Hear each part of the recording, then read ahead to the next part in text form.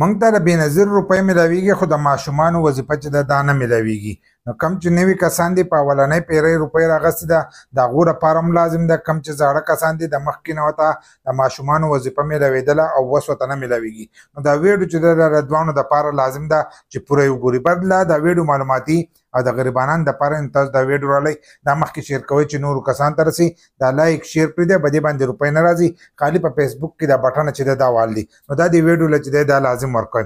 اکثر ځینې کسان وایي موږ ته د بېنظیر روپۍ میلاویږي خو د ماشومان وظیفه چې ده دا نه میلاویږي. نو د ماشومان وظیفه چې ده هغه دغه شان تاسو ته نه میلاویږي. د هغې دپاره به تاسو خپل ماشومان چې دی هغه به رجسټر کوئ.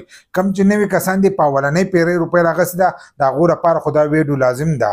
بل دا کم چې زاړه کسان دي او د مخکې نه ورته دا روپۍ میلاوېدلې او اوس ورته نه میلاویږي. نو کومو کسانو ته چې اوس نه میلاویږي نو کیدای شي ستاسو ماشومان چې کوم اسکول ته تلل اسکول یې چینج کړی، نو کله چې اسکول چینج کړي نو تاسو به هغه اسکول به دې کې اپډیټ کوئ. لکه تاسو به ځئ خپل ماشومان به دوباره رجسټر کوئ د دې سره چې په پلاني اسکول کې زموږ ماشوم دی د هغې دپاره فارم میلاویږي.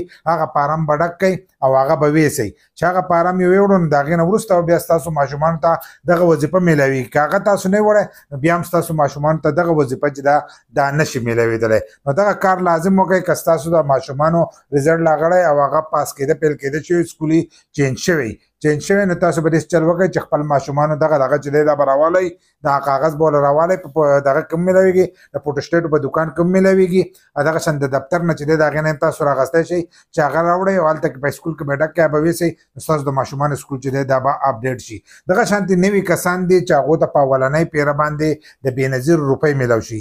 کومو کسانو ته چې په اولنۍ پیره باندې د ماشومانو د خپلې روپۍ ورته میلاو شي د بېنظیر روپۍ نو هغه کسان چې دی هغه خپل ماشومان په دې کې اوس رجسټر کوي. تاسو چې کم پارمبي وړی دی نو خالي تاسو خپل بچي خورئ زموږ دومره بچي دي او دا پارمبي دی رجسټر شوي چې دی هغه به دې کې نه دي. ځینې کسان به وایي چې د هغې سره زموږ ماشومان چې دي هغه به د پروګرام کې یو ځای شو نو هغه د دې سره نه یو ځای کېږي.